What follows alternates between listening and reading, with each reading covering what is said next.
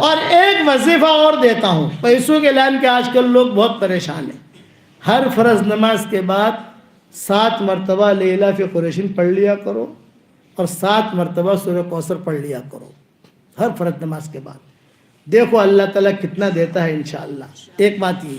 دوسرا کہ جب پیسے آپ گنو نا، جو پوٹلی ہوتی ہے نا، جسے پیسہ رکھتے ہو 1 لاکھ روپیہ 2 لاکھ روپیہ، یا تمہارا دجالی کارڈ ہوتا ہے نا، دجالی کارڈ سمجھ گئے، MTNL کہتے ہیں کہ ATM کہتے ہیں، پتہ نہیں، وہ بچوں کے پاس ہوتا ہے. میں کہتا ابا آپ بھی رکھو. اور مجھے کیا ضرورت ہے بھائی، مجھے اس کی ضرورت نہیں ہے، اپنی ضرورت اللہ پوری کر لیتا ہے.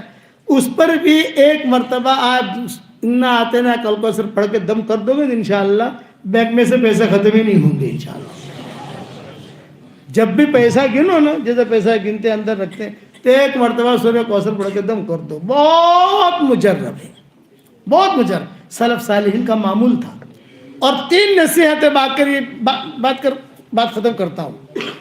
یعلم سرکم، تمہارے باطن کو اللہ جانتا ہے. وجہرکم، تمہارے ظاہر کو جانتا ہے.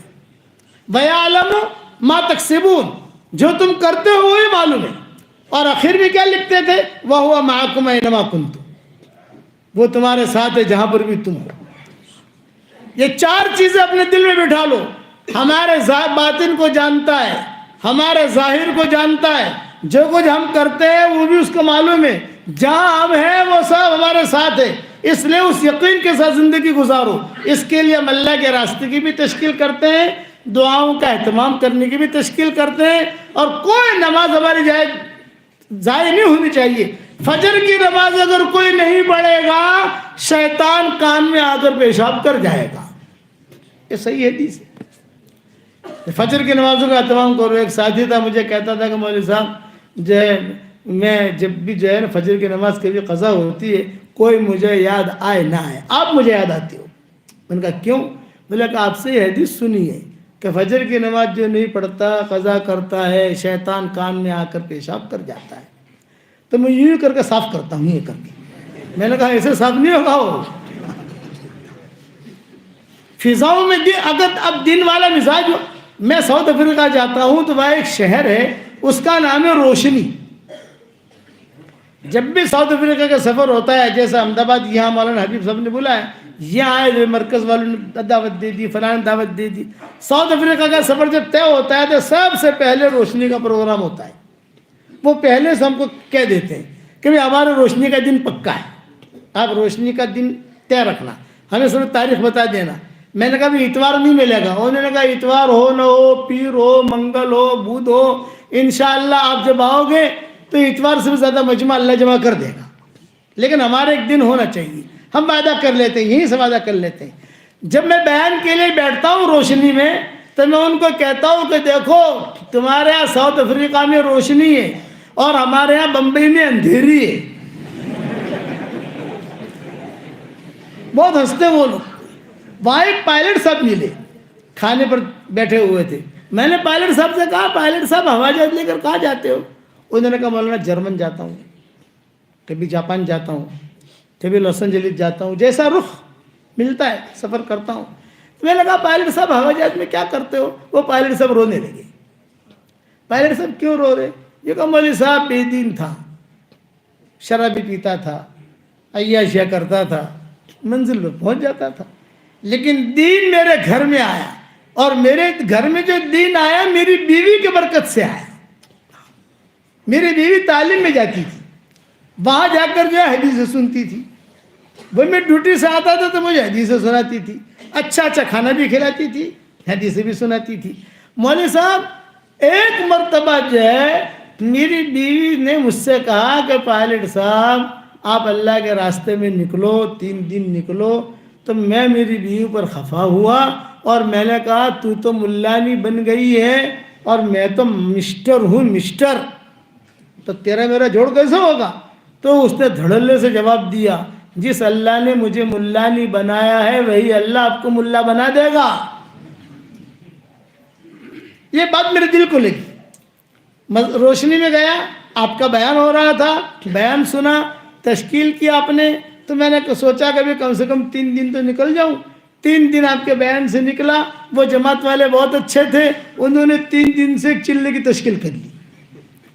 وہ جماعت والے اور اچھے تھے، 3 چلے کی تشکیل کر دی.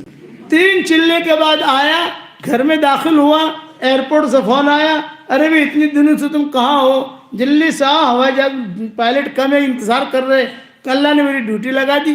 اب جو ہے میں اللہ تعالیٰ نے یہ نظام بنایا میرے لیے کہ ٹیک آف کے بعد میری جیب میں چھوٹی سائز کا قرآن ہوتا ہے، قرآن کھول کے بیٹھ جاتا ہوں.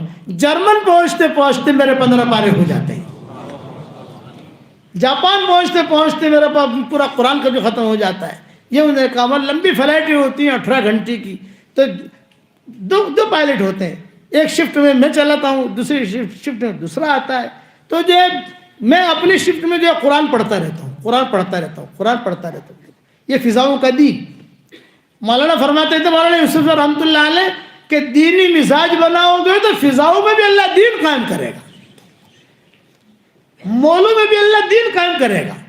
2 ڈاکٹر ہیں، ایک ڈاکٹر آپریشن کرنے والا اور ایک ڈاکٹر ہے وہ بے ہوش کرنے والا، دونوں حافظ ہیں. رمضان کے مہینے میں دونوں ایک ساتھ ڈیوٹی کرتے ہیں اور دونوں ایک ساتھ مسجد میں قرآن سناتے ہیں، اور وہاں کھڑے کھڑے ایک دوسرے کو پارا سنا دیتے ہیں. وہ آپریشن بھی کر رہا ہے، قرآن بھی پڑھ رہا ہے، وہ جو بے ہوش بھی کر رہا ہے، قرآن سنا رہا ہے. دینی مزاج بناؤ گے انشاءاللہ. اللہ تعالی ہم سب کو عمل کرنے کی توفیق عطا فرمائے. اللہم صلی علی محمد وعلی آل محمد کما صلیت علی ابراہیم وعلی آل ابراہیم انک حمید مجید. اللہم لک الحمد کلہ ولک المن کلہ، لک الشکر کلہ ولک الملک کلہ، لک الخلق کلہ ولک الفضل کلہ، وإلیک یرجع الامر کلہ، وإلیک یصعد الکلم الطیب کلہ.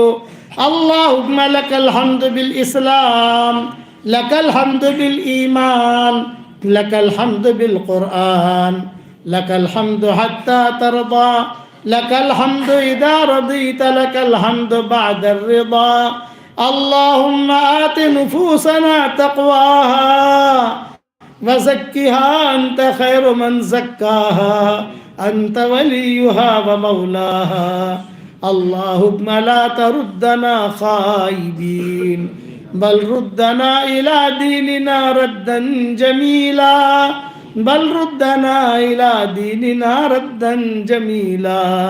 اللہم لو ان کنت کتبتنا فی السعداء فاثبتنا فیہا، وإن كنت كتبتنا في الأشقياء فامحنا عنه واكتبنا في السعداء، فإنك تمحو ما تشاء وتثبت وعندك الكتاب.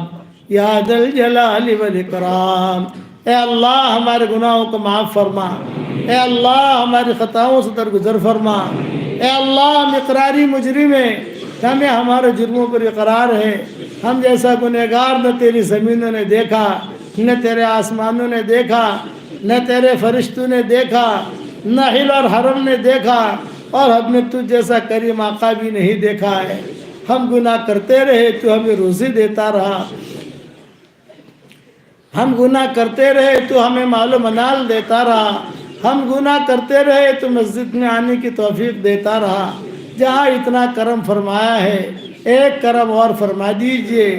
جتنا مجمع آمین کہہ رہا ہے، ہم سب کی قیامت تک کے آنے والی نسلوں کو تو قبول فرما دے.